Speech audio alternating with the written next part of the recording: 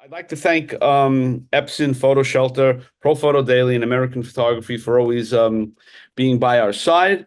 We do have two presentations tomorrow night, which will finish this our 12th week of doing these presentations. So I'm forever grateful. One of our other presenters, Natalie Kazar, is not able to make it. She got called on an assignment, and as we were saying before, with photojournalists, when you get called for an assignment, you must take it because that's sort of money in the bank.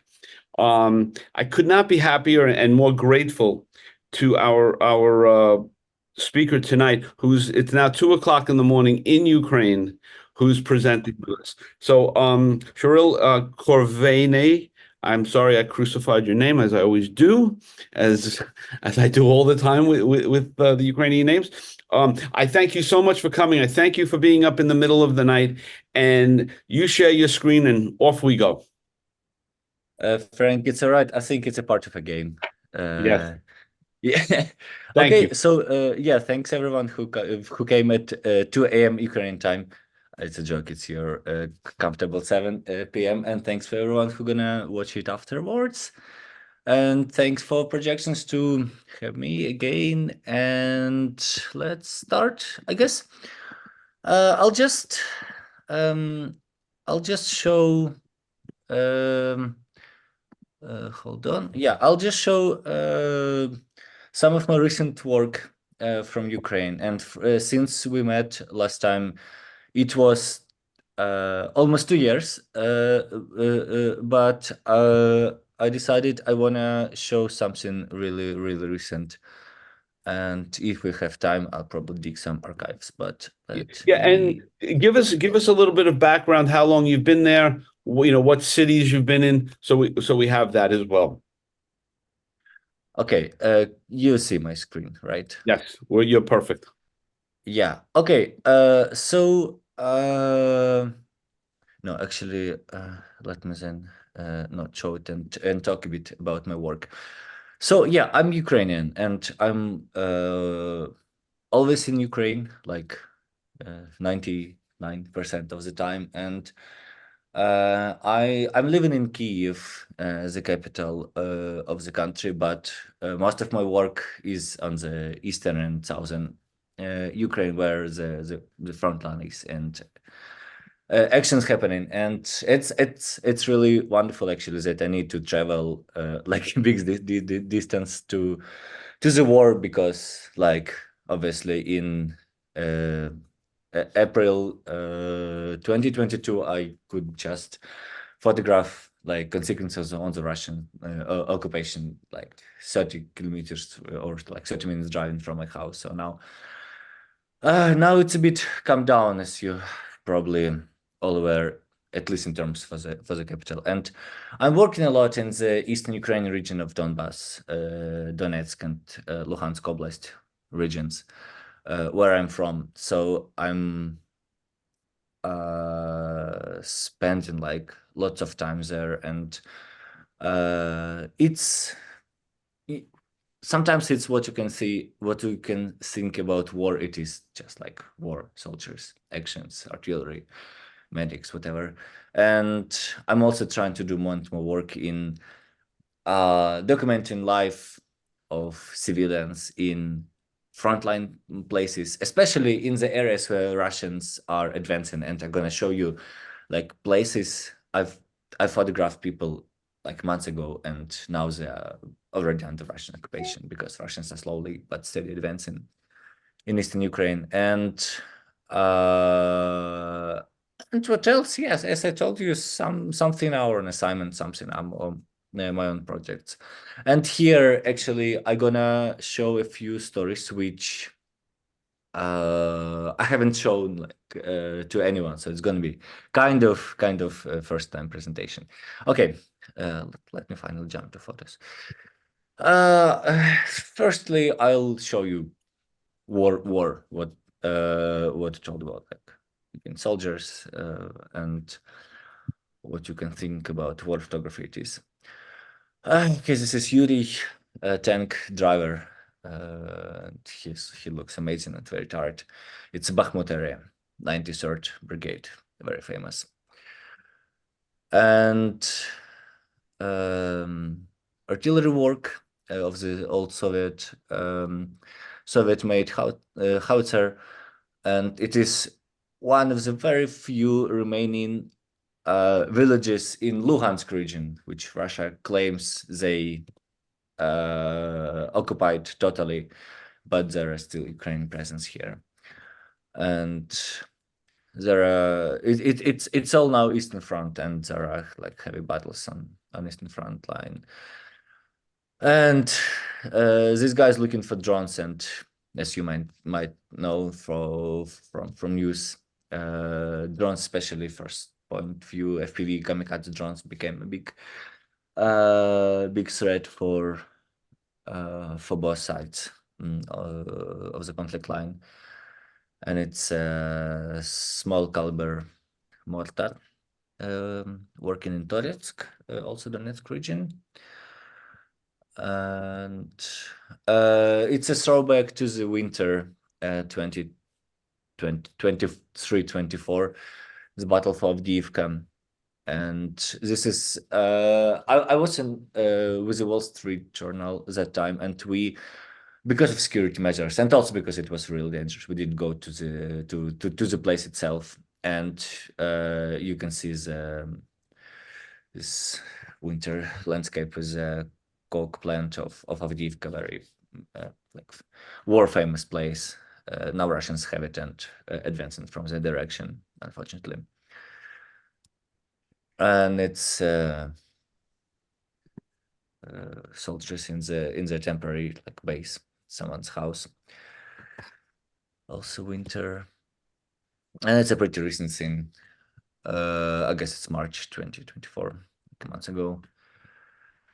Also old Sovietgrad, MLRS working towards Russian positions, and it's a very few, like it's a lack of ammo, of course, also for Western, but for Soviet-made weapons as well. So they're supposed to fire the whole pack of 40 rockets to have some effect, but they have very few ammo, so they fire like 1 or 2 rockets to disturb basically Russians. Yeah.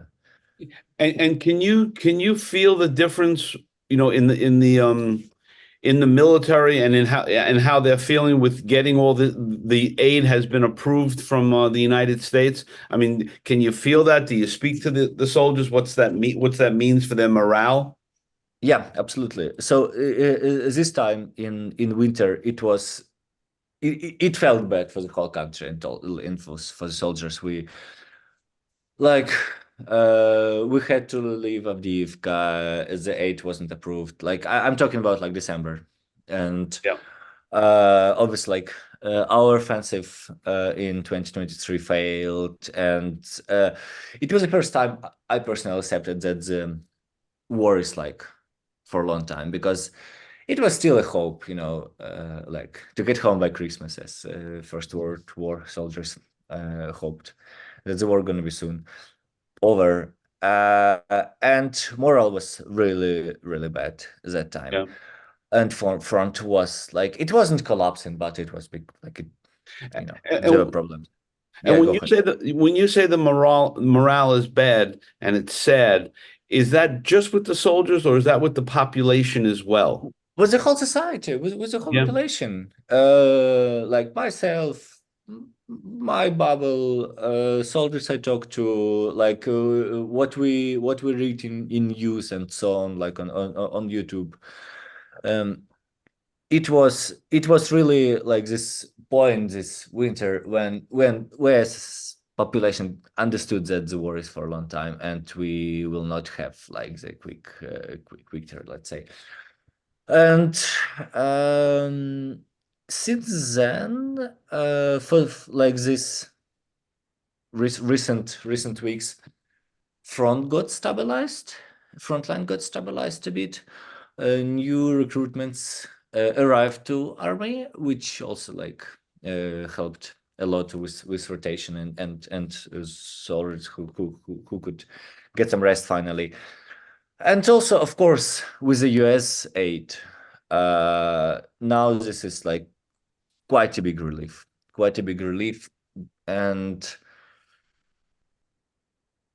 we don't. So it was a very worrying 6 months, and finally, like, I feel that we don't believe that we're gonna win, but we have a large break so we can focus on development our defense industries and work with Europe closely, because I mean we hope that US gonna stay as our main and very important ally.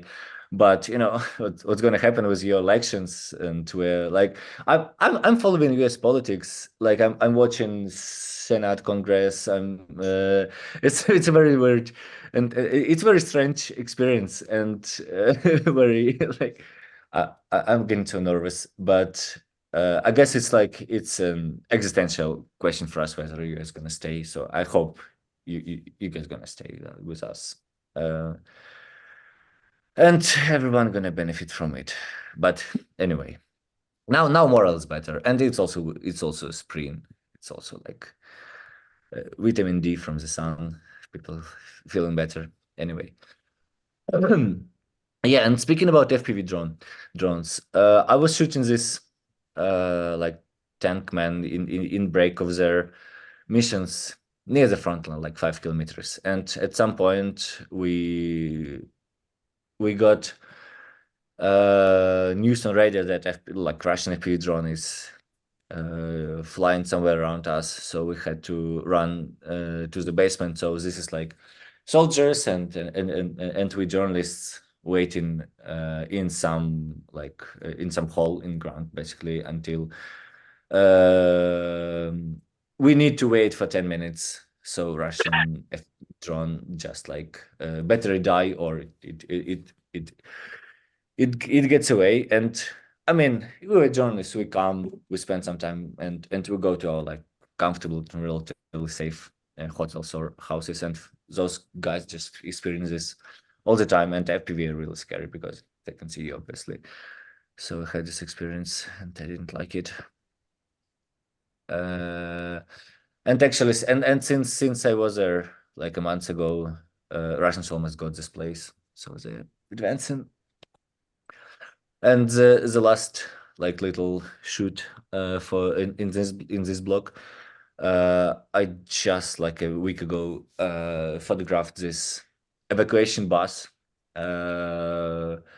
where it's not, yeah, this one. So it collects wounded from all over the like front line and takes them to the rare hospitals in Dnipro, for example. And it's a very strong story, I would say, like a taxi from war to civilization, from death to life. And you just in this giant bus which is driving like super fast in the fields of Ukrainian East, and with all those guys who basically like these ones just like were in hell like a day ago, those positions got surrounded and all kind of nasty things, and like this guy survived, and not all of his friends did. So it was really hard like for them to speak, but they feel like so relieved and so tired. So it's very strong experience for me, but like hell of a life for them. Yeah. So I'm probably gonna move to some other things, and it's also Eastern Ukraine. And as I told you, like there are many frontline cities, villages, which are either under constant fire and very few remaining civilians, like live in hell, basically. But for various reasons don't leave. And for me, it's like one of the biggest mysteries of this war. What is the point when people like decide to leave? And of course, when you live in the war, your feeling of danger getting dissolved, and you just things that moving somewhere in the other region, facing this unknown, is more scary than living under like mortar or artillery fire. And It's this is mostly elderly people who continue to stay. mostly yes. It depends, but mostly yes. You'll see some. So, for example, this is a town of Kurakhove, and it's relatively safe. There in terms of like frontline, it's still like 5-10K, which is probably too close anyway. But you see that I also get used to this. It's far away. It's all right, but it gets shelled every day. So this lady, for example, like walking with a dog and watching the fire from the terrorist strike, like happened 5 minutes ago, and a coffee shop in a few blocks it just opened, and soldiers and locals just like drinking coffee there. It's a very strange place and mixed of, so again, life and death basically.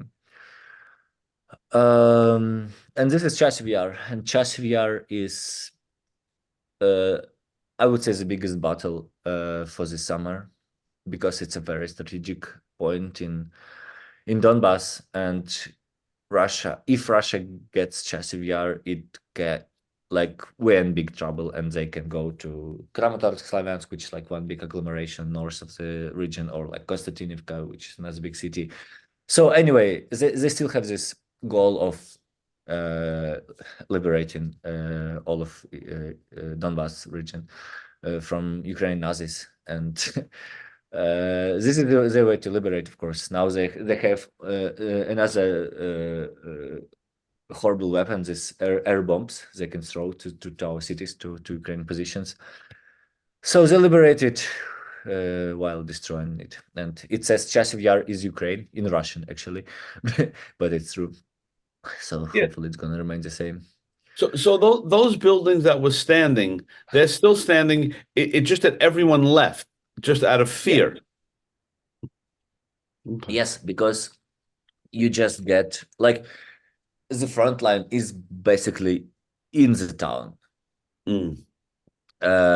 And in a moment you're gonna see how people live.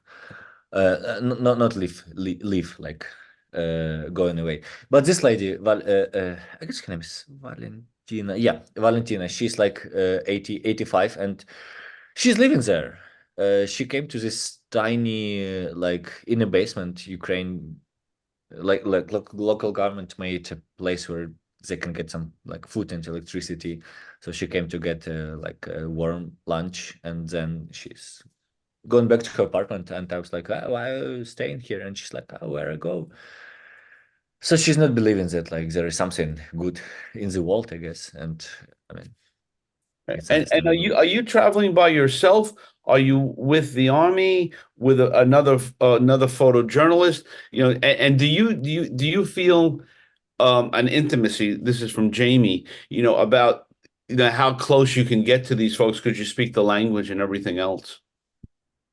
Uh, it's always different. Like here, I'm on assignment with the Wall Street Journal, so there is like a security advisor slash driver, and we came with a 8 worker who gonna evacuate one person from Chesivir, and I'll show it in a minute. But in these cities, like in Kurakhove, like the ones who are further, I can spend time with people, and it's better with timing. And of course, I speak language, so I can make this contact way easier than my, for example, foreign colleagues.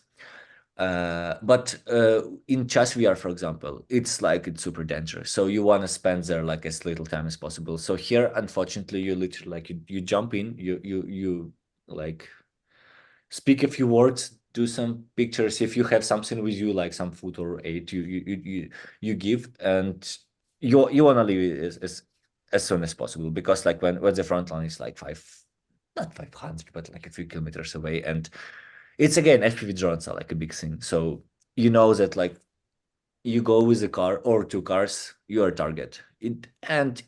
if they see that you're a journalist, you're like double target. If you're a aid worker, you're a target. So it does matter. So you you you really wanna do it as quick as possible.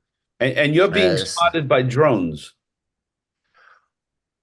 I mean, you can now it's like the biggest thing. You can spot by drones.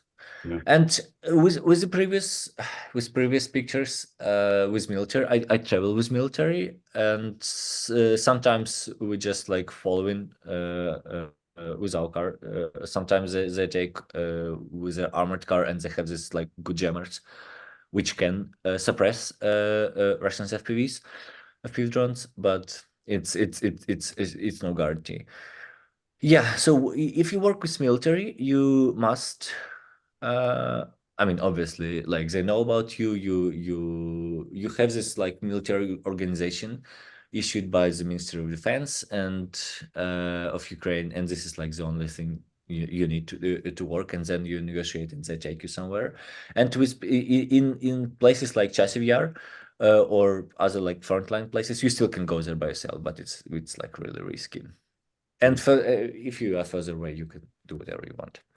Yeah, and this is like an example. This lady, Maria on the left, she decided to leave, and this is her grandson Serhii, like me, Serhii, and he didn't know that she's gonna leave, and you can see it's like a poor place, and he drinks a lot, and so I guess she didn't want to have this like long conversation of him like trying to stop her. So it was quite a drama because we are afraid of FPV, we want to leave as soon as possible, and is there's a street and the house got shelled, and it's such a dramatic and a tough moment. So and those are Serhi's friends, and they all starting like to cry and like react emotionally. And this is her like saying last goodbye, and you can see this is a car by like aid worker, like a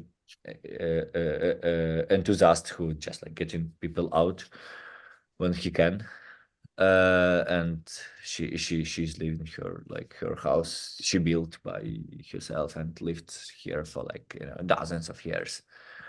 So that's amount of pain people experience here. And this is another frontline town. uh, Lots of destruction, just like normal thing, unfortunately. And this one was under Russian occupation and liberated in 2022. It just decided to include it because it's like nice, but war is just next door. But it's further from frontline. It's a right situation there.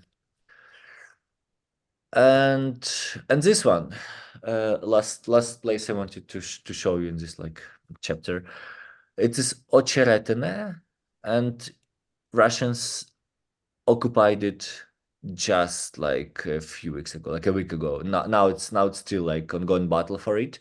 And I was there this February, and I met all these people, and I don't know, they probably all die, all dead, or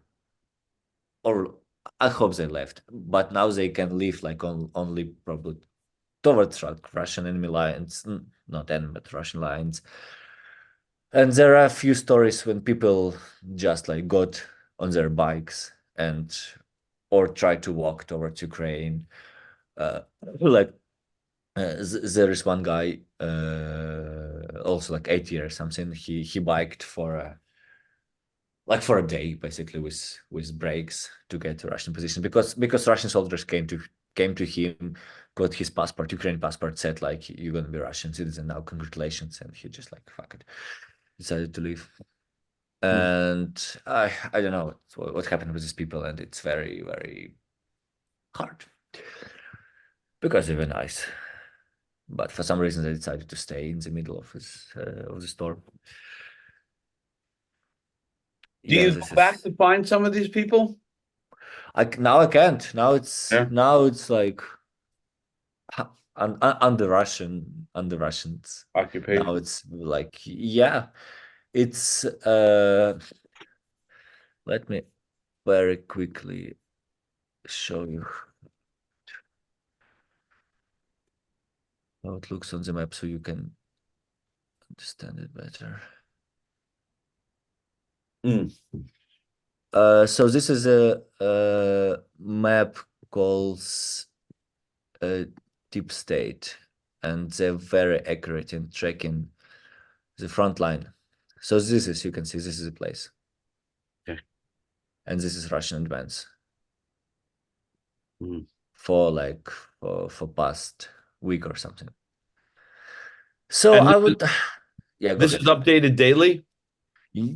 Yes, almost daily. And can you?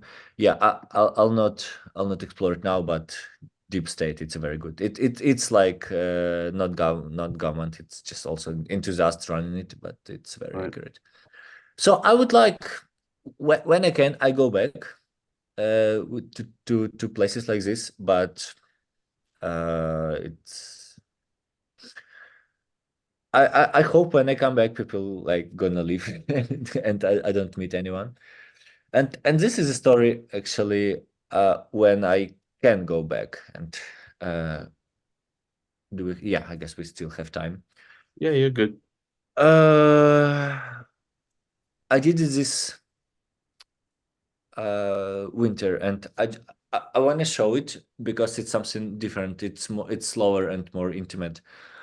Uh, when Ukrainians liberated eastern territories in 2022, like Kharkiv region and Donetsk region, there were so many villages and towns which got just like smashed. Firstly, when Russians advanced and destroyed it like, first time, and then Ukrainians were like fighting back and destroyed second time. And in these towns and villages, I mean, you can say that like the worst is already in the past, because like this they survived the occupation. They survived like, I mean, we all know what happened like in places like Bucha or Izum, and this is actually the area of Izum, this small town in Kharkiv region, where like when Ukrainians liberated, they found a mass grave with like more than I guess it was 449 bodies, and many of them were like tortured or just killed by Russians. Some of them died with a like natural cause of age or something, but some were tortured and killed. And uh, it already like more than a year passed, but there's people here are still living in not in a good condition, not in a good place. They don't have electricity. Sometimes they don't have water. Their place is destroyed sometimes. And so it's still quite a lot of challenges they face, in spite of like again the war scene should be in the past, but there's still not a good life they have. So I traveled to these towns, villages in Kharkiv region, and uh, it says "We remember" on the wall. It's Izum, and it's also Izum. The guys fixing the fence, like Russian BMP, Russian APC was going around and just hit the fence and went out. It's a small trade. It's like a small story, but good picture. And this couple, Halina and Yuri, the guy on the first picture, they're living in this small village with a very few people remain, with again no civilization, basically no goods of no benefits of civilization, and very small amount of money they receive from government. And this is their village, Malakomashivacha. And when Russians stayed there, they made a military hospital in this church, and it looks really ugly. It still looks very ugly inside. And this is the mass grave site in Izum. Uh, I mean, people like bodies were exhumated and buried properly. So now there are just those crosses, like a big memorial. Mm. But there are still like kids, and there is still life. But just again, very mixed feeling. And this lady, she's almost 19, and she lives out of what she gets from her two gods, to friends. It's a very poor life. So that classroom of the little kids, Yeah, this is all within the same area? yeah. Hmm. It's like I don't know, 1 kilometer. So, I mean, how do you go through that yourself mentally, coming from this and this, and then you see these beautiful children in a beautifully clean schoolroom? That must be so jarring to your senses. Well, I got used to it. Yeah, Otherwise, I wouldn't be able to work this long. And I'm talking with soldiers who like fighting for 2 years already, and they all say that we get used to it or we can't do it. right, And I'm sure for me and for many Ukrainians, even if we don't feel it now, there are going to be consequences later, like mental consequences. But I guess it's a mechanism of evolution, adaptation. To survive now, you should just like don't react on it right. while Just keep. while you're working. And I mean, I'm coming back and I'm telling what I do to my wife or to my friends who are like living a quiet life in Kiev, and they say it's like it's too much, but I don't, because I'm there, and there are photographers who are doing even more harsh and more complicated work, and Mm, I say, oh guys, how are you, like, isn't it too much? And they say, no, it's fine.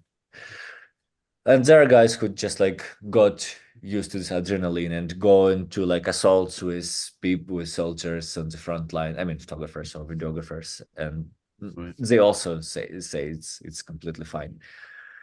right. So So everyone has their own level of stamina, mental stamina. yeah, yeah. I mean, I'm now I started to see like therapist, or how do you call it, therapist in English, but No therapy. uh, yeah, I like it. I don't feel that it's like necessary, but I really like talking through it. It makes me feel better. And is that something the government supplies? You know, No, no, no, no, no. you have to Mm, find that yourself. yeah. I mean, I hope government supplied to soldiers and to refugees, and that's fair. And I don't ask, but I hope like soldiers get a good aid. Yeah. Uh, mice were like a giant problem for soldiers and for civilians in these like half destroyed places. There were just like thousands of mice. Colleagues of mine from journal even made like a whole story about mice and dirt in trenches, and it's exactly what it is: mice and dirt. And Hmm. yeah, um, how much time do I have? Yeah, you're good on time. Uh, 15, 20 minutes. Yeah. Good. Uh, I'll show you a really good thing. I haven't showed it to anyone else, and it hasn't been published, I guess. But this is last remaining power plant in the Donetsk region, and it's like super hard to get access to it. But I did this story for the company running the power plant, the tech, and unfortunately we haven't still published it. Like they're still thinking of what to do with it. But it's like I guess it's end of winter, and this is the same place, Kurakhove. I showed you with this lady walking with a dog. Yep. So it's like 5-10K from the front line, and obviously Russians are targeting Ukrainian electric infrastructure, and I still have no idea how this place is running. I guess they're gonna shut it down like within weeks. But so what's happening? Like Ukrainian, like people working on the plant, turning it on. There is a smoke. Russians see smoke and shell the place. The place is shut down. Staff fixing the plant, turning it on. Russians shell the plant. If you staff members, I guess no one died, but there were lots of severely injured by the shelling. And this is so I spent there like a few days, and I was thinking about it, like driving past. This is hell of work because any second you go to your work. Can you imagine? You go to your work, and you're a target, and any second there could be like a shell from howitzer come to your place, and there is no way you can hide. And I mean, it's kind of same with soldiers, but I mean, I guess it's different. You're already a soldier. You're like you understand. You're at war, and you take cover. You dig in. So you take some measures. And here it's really hard mentally. And I was thinking about it a lot. And then I got a call like, "Do you want to shoot it? Do you want to get there?" And it's like, "Yes, of course." But I guess. Uh, but again, like one day I was really like scared. I was listening to air, and second day I was like, okay, let's do it. But And don't obviously, like, yeah, go but, ahead. but don't people who are working here feel like they're doing their job for the war, keeping the Yes, enemy coming, right? I mean, that's what they're doing, yeah, right? yeah, yeah, So they have the same uh patriotism as a soldier. yeah, yeah. It's kind of same attitude, and we are as a society giving lots of credits to these people, and we say they're like heroes, hero soldiers, heroes, police, medics, firefighters, and people working in energy sector, and that's true. That's very fair. So you can see the places like hit multiple times and all kind of valuable equipment is hit, or they try to protect it. So I didn't like photograph things which are still operated. So they don't become a target, but I guess they become a target anyway. So they're trying to fix it, and you can imagine, like on the power plant operating on with the heat, you don't see the ice normally, and that's how it is. And visual, of course, like visually, it's stunning to work there, to work in any industrial objects in this scale. It's stunning. I did lots of like steel plants in Mariupol before the invasion, and now I felt kind of same. It's just like it's giant. You walk in like kilometers in one side, Yeah. and So how does that work? I mean, like, like the shot before this, right? And that shot with the green light. I mean, in the middle of all of this, it's almost fine art photography. I isn't mean, it? right? Hmm. I mean, and the shot before this, you could see that as a huge, beautiful print. Yes. It's something like so. How do you like when you come upon that? That must change your brain for a moment. Like, wow, this is beautiful. Yeah. Exactly. It's like a blessing. It's no, it's the most favorite scene for me. Is the most favorite scene in my work, I guess, to see these moments Mm. and shoot knowing that yes, like yes, I got it. And second favorite scene is to get home to get them into Lightroom and to make like a quick selection, put them together on the screen to see the series, like 10 pictures together. It's like yes. It just gives you like instant feeling of that your work is done, and you, I guess it's something it's like you get some hormones of happiness. I don't know. No, but mentioning your heart, mentioning hormones, I mean that I mean I think for all of us, like again, this is another beautiful shot because of the light and everything else. It's just, in the middle of all this Mhm. desperation and war and death, there's some kind of, I don't know, is it industrial beauty, or I don't Yeah, know the right word for it, but there's something for it. yeah. And obviously, like it's weird when I'm getting excited. It's like, oh, such a nice light, and people there like, you're idiot. Like, what? Yeah. It's cold. It can be shelled any moment.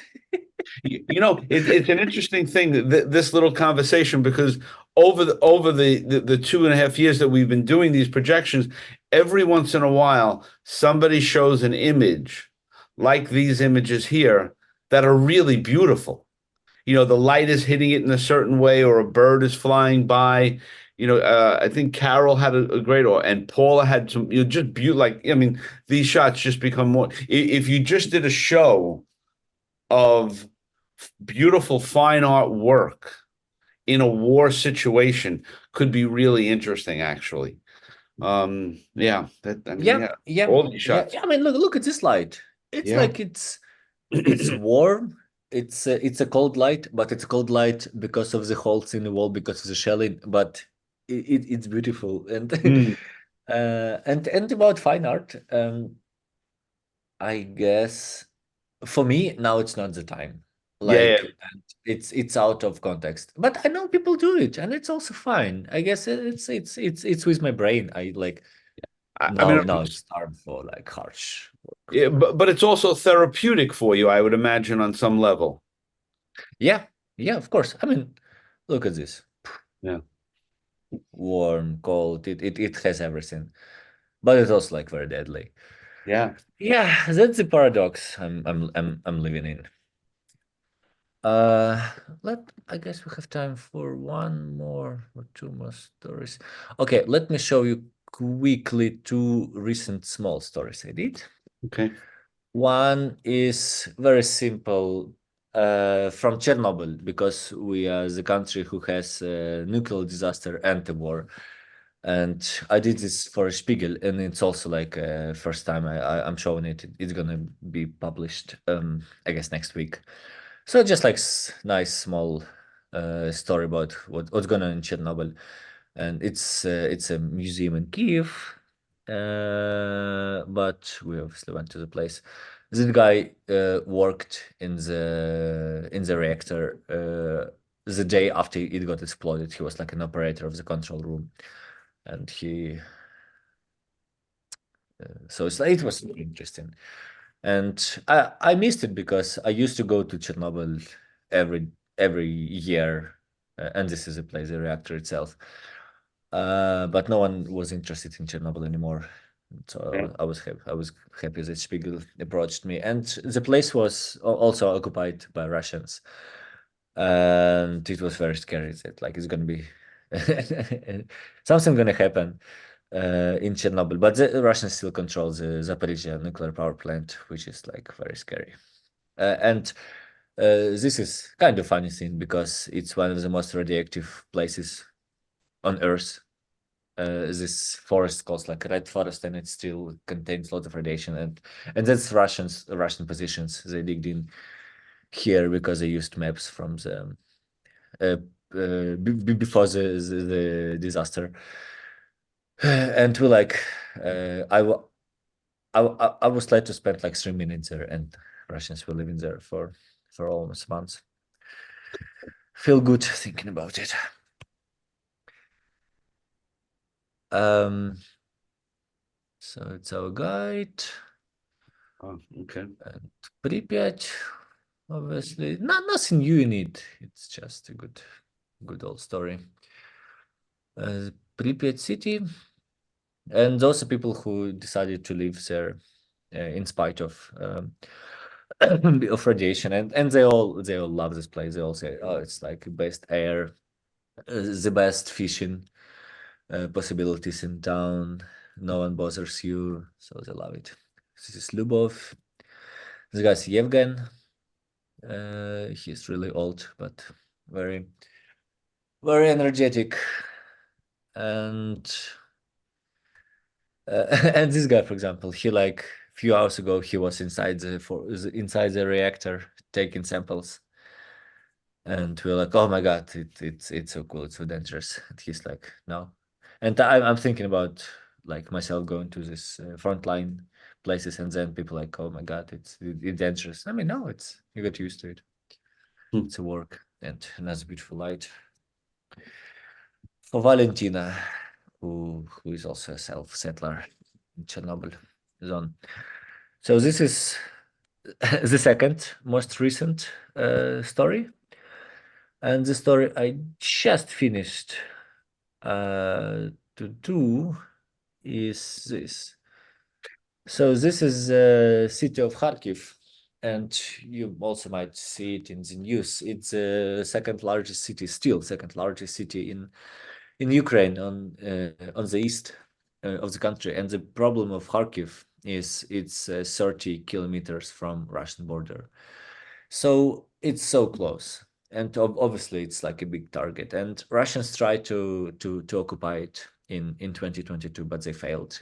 They failed like heavily. And it was one of them of their ma- main targets, because it's a giant city, it's a giant industrial capacity, tanks, parts for nuclear power plants, tractors, like anything.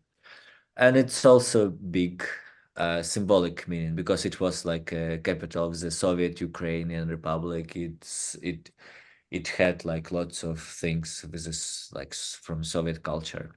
So they failed, and they felt awful about it. And in spite of the things that Kharkiv is living on the edge of war for a long time, the place was all right, and the people came back, and they get used to live in the like sometimes shellings. But for the past few months, Russia started to target it a lot with these air bombs, which, as I told you, became like a big issue, because they're giant and they can't be hit. You can only hit the plane, but we still don't have a modern aviation, so we're really hoping for the F-16 to come and help us to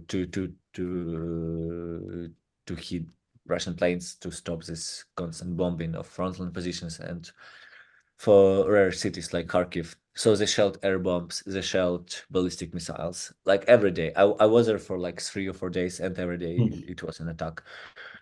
And they also having this informational warfare operation about they gonna go to Kharkiv soon and get it.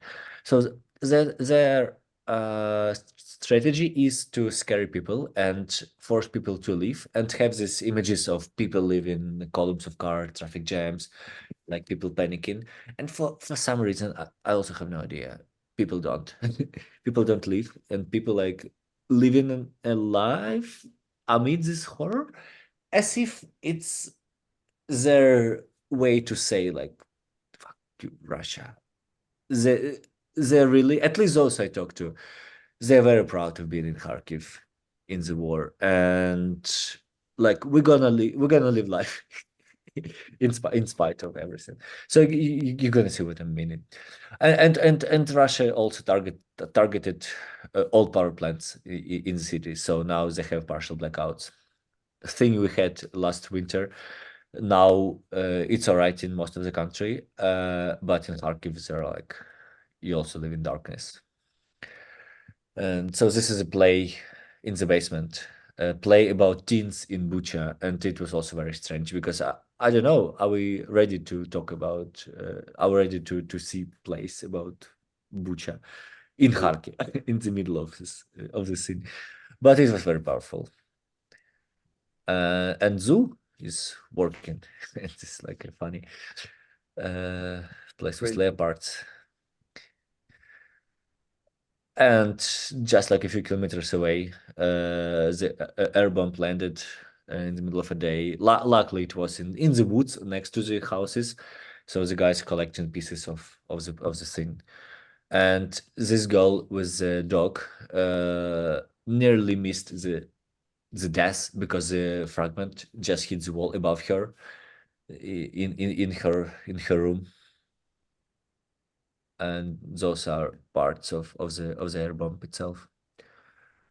And it's happening very very casually, there is a hit, police comes, rescuers comes, like firefighters kill the fire, and then municipal services come starting to clean, and people getting like list their names and damage, and it's like mayor comes talk to people, and everyone knows what to do, and it's also like it's very weird how calmly it's happening, how routine.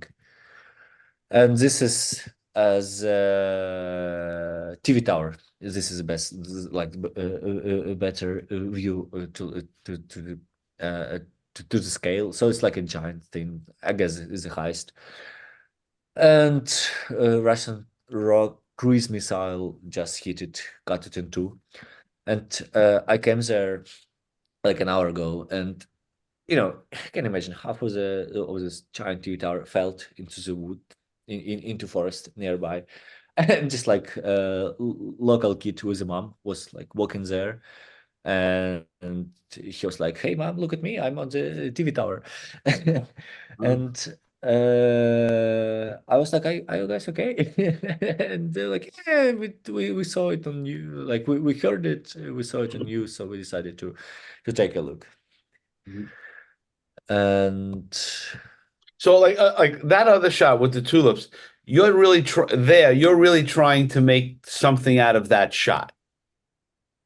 I, I guess it's like it's the same skill as to breathe.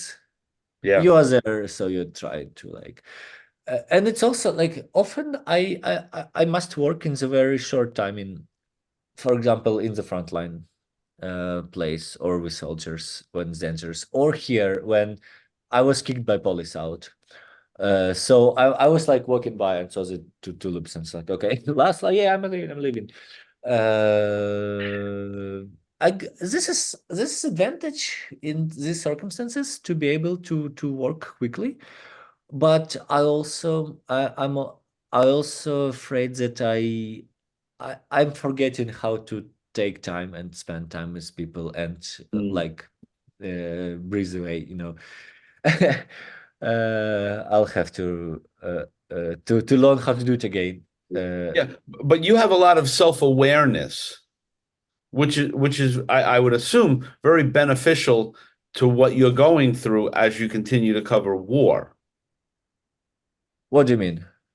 That I mean, there's something about taking a photograph like this, or those other beautiful images, or that young boy on the tower. There's something. I mean, that's a beautiful shot. It's a beautiful moment. Look at me, mom. I'm on the I'm on the tower. For you to recognize that, that's a little bit about your humanity within this crazy world that you're photographing. And I would assume that that benefits you either now or somewhere down the road. It's going to benefit you in your mind, for your mind. Hopefully. Yeah, I hope to keep this skill of working, like of noticing all the things quickly and efficiently. But I really want to do slower work, and I mean, hopefully, the war will end up one day. Well, every war ends up. That's what uh, keeps me floating. Yeah. And then, but yeah, yeah, and that's magnolia blossoming, and crowds are enjoying the parks. And this thing says Kharkiv is unbreakable, and the distant big board says Kharkiv is a hero city. So they keep it up in them. They have it on sides. They talk to each other. Like when I came to this missile, like to this air bomb attack place, and a lady was like, I mean, she was scared. She didn't want me to be around her. It's like, go fuck away, like go away. Don't be here. I don't want me to. And then mayor came, and she was like, "Oh, yes, I was so I wanted to meet you. Like they really like their mayor. I really wanted to meet you. It's such a pleasure." I'm like, what? And we are good. We are unbreakable citizens of Kharkiv. So as if they learned it and try to keep this pride in them, which helps them to survive. I guess that's my Yeah. idea. But It, obviously, it's not unbreakable in a literal way. It's just their mind. Yeah, everyone has their own way, right? yeah, yeah, yeah, yeah. And you have to respect that. Yeah. Yeah, no, that's true. I have like tons of respect to these Yeah. people, Yeah. tons of respect, and it's not unbreakable in terms of concrete. At least it was a mall. It was empty, but anyway, and they Mm. have blackouts. So the street lights, lighting is not on. They try to save energy, so there's like this dance of phone lights or portable lights. You know that the human being is there when you see this dance on the other side of the street. And it's still Mars, Oldham, uh, people taking time, and this lady, she's English teacher, and she's living in this neighborhood. You can see on the background is blurred, but the Iranian provided Shahed, or Russian made copy of Shahed.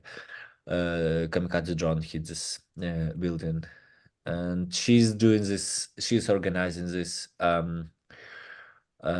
thing where people like making camouflage nets for army, Mhm. and teens also coming with a teacher, and I really love those teens. There are like four of them, and they were all right. They're like 15, 16, and they told me we don't have work, we don't have money, so we can't like donate to army, so we at least can make nets. I really like it, and this again like another this beautiful moment in this thing, Yeah. because they made it in the local like house of culture, this net, and uh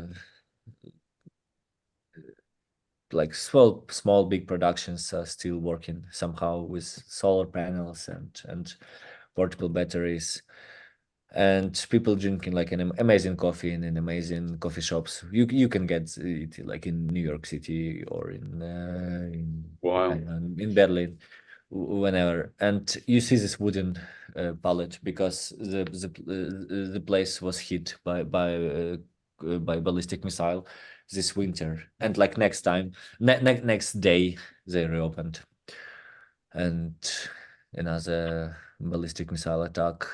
Uh, at the residential area. So it looks like a terror. And I guess that's it. Good. Beautiful. Beautiful. I guess Uh, that's it. yeah. So Yeah. Yeah, such resilience. That's perfect, Robert. Yeah, we can open it all up if anyone has any questions. I mean, it's now 3 o'clock in the morning, right? it's already no difference. That's really Two, spectacular. three. It's all right. Yeah. So if anyone has any questions, you could either put it in the chat room or just, yell out, but I mean that whole work is really stunning. It really is stunning. It's the way you've documented the pain, the suffering, the resilience, the craziness of war. It's really amazing. So what's next for you? Uh, I mean, do you me. wait for all the aid to come to actually get there? I mean, Mhm, like, what mhm. happens next?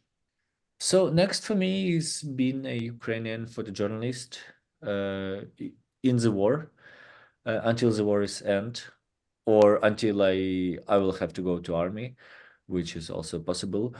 And then war is over. I go to Southeast Asia for a few months, and then coming back photographing the renovation.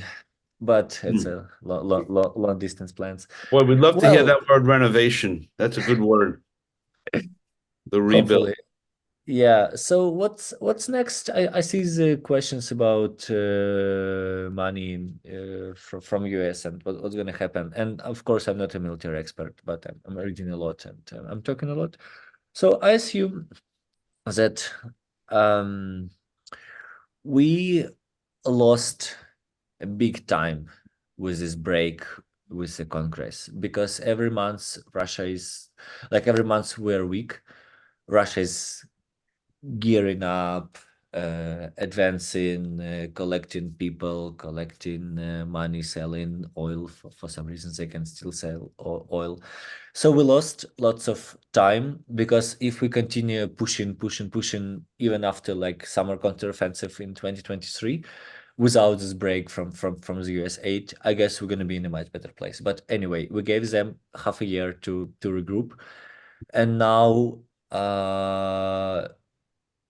they're advancing, and finally aid is coming. So our hope is first to stabilize the front line and like destroying as many of Russian capacity to advance as possible. Unfortunately, I don't think that this year we're gonna see something big from Ukraine. I guess if we stabilize front line and continue deep strikes into Russian territory and continue destroying Russian army with the help of American and European aid, it's gonna be a success. This is this kind of year, and it makes me sad and it's painful to say it, but I guess we should be realistic. And we'll see what's next. If we get more aid, if we continue to develop our defense industry, which is happening, hopefully we're gonna have some successes in the following months, years. I don't know. But I mean, we continue to getting Russia out of the Black Sea and being able to maintain freedom of navigation of commercial ships, which is a big success. So I think we're gonna move this way. And again, thank you guys for supporting Ukraine. Otherwise, you see what's happening when Russia is advancing. And and then we'll see what's going to happen with your election, with European election, with what's going to Yeah, happen in Russia. Hopefully they collapse and everything's yeah, going to be okay, but it's probably not going to happen. yeah. We'll see. I think Robert really sums it up. Thank you, and we are with you. You know, we you know we yeah. I mean, Nothing makes me more happy. yeah, Uh, I mean, yeah. Okay, I see the question about traveling solo with a contingent. Uh, it depends. Just last week, I did a kind of solo trip to Eastern Ukraine. I did this story in Kharkiv by myself and a few other stories by myself, and I like working by myself sometimes. Again, because I can take time. In other occasions, it's hard because like it's good to plan kind of dangerous trips with someone, and it's good when you're in the dangerous place, like on the front line. It's good to have someone who like uh, I value my collaboration with the Wall Street Journal because they take security things properly. So it's mixed. Sometimes it's with a team of journalists, sometimes it's with the fellows photographers, and yeah, it's really different each time. And if being Ukraine gives me a different perspective, absolutely, absolutely. I care a lot about people I photograph, and it's easy to get a common language, to get a common ground, and I can get access better. But on the other hand, sometimes I see what people do, what like foreign journalists, what kind of topics they work on, and what kind of approach they take. And I'm like, oh my god, it's always in front of me, and I don't see it because I'm inside. I'm inside the war. I'm inside this country, and it. So like yay and nay, there are pros and cons for being Ukrainian in Ukrainian war in terms of a creative process, let's say. And I'm really sad that Natalie couldn't do it today because her work is No. the one I respect one of the most. Like she's amazing in the way she approaches this like big story of Ukraine in the war and finding love in the war. So if you didn't, some of you just like get familiar with her work, she's amazing, and hopefully she's gonna be in projections at some Yeah. moment anyway. Yeah. We'll of course we'll do it again. So we'll make sure she's back. Yes. So I don't see any. Hopefully, Santi will prevail, and there will be diplomatic solution in the not too distant future. Stay safe. Yeah, thanks a lot. We all hope for it. Yeah. Just one more like geopolitical thing Yeah. I wanna say, because people sometimes mix it up, not being like in Ukraine, not knowing the history. Like when Russia says it wants negotiation, it wants a diplomatic solution, it's a big lie, because, for example, 2014 we had quite a few, at least like three peace negotiation processes and ceasefires, and they always violated this, like always. What they need is a break to collect power, to destroy Ukraine from inside, and then come back and get what they want. They won't get Kyiv, they won't get Lviv, they will not stop. So I really want this war to end. I do. It sucks live in the war. It sucks observing all the struggles, but peace negotiations on Russian conditions means war in the nearest future with the total destruction of Ukraine. So I hope like everyone understands it, and Yeah. Ukraine will not be pushed to this thing. But I mean, I'm sure you guys know it. I always talk No, through. you're 100% right, and we know Good. bullshit when we see it, right? I mean, the world. I mean, yeah, I mean the world can't be naive to what he says and what his motives are. We all get that. It's yeah, it's a Yes, very I hope it's not 1938. We will yeah. not try to treat another Hitler No, as we did in no that one time. wants that, and yeah, yeah, Yeah, if you guys have any other question, yeah, it's 3 a.m. time to answer them. Let me know. yeah. It's yeah. I mean, so I think you got the questions in the chat room. It's like Jamie says, it's time for coffee for you. Just get up now. That that's it. Um, I think, and if you look up on top for Sandy, it's 3 o'clock in the morning too. I think she may be falling asleep. She's back now. Oh, there's Sandy. There's our lady. Great, great. Yeah. But sure, we thank you so much for doing this, for coming in, in the middle of the night to share with us, and to give us a little bit of what's going on in your heart and your soul. I mean, we need to see that with the world on fire in so many different places, to get a sense of humanity is we all need a cup of coffee of that, you know. So I thank you. And tomorrow night, we have Carol Guzzi and Marianne Staub. Carol Guzzi is a four-time Pulitzer Prize winner. So she'll be presenting. So that should be terrific.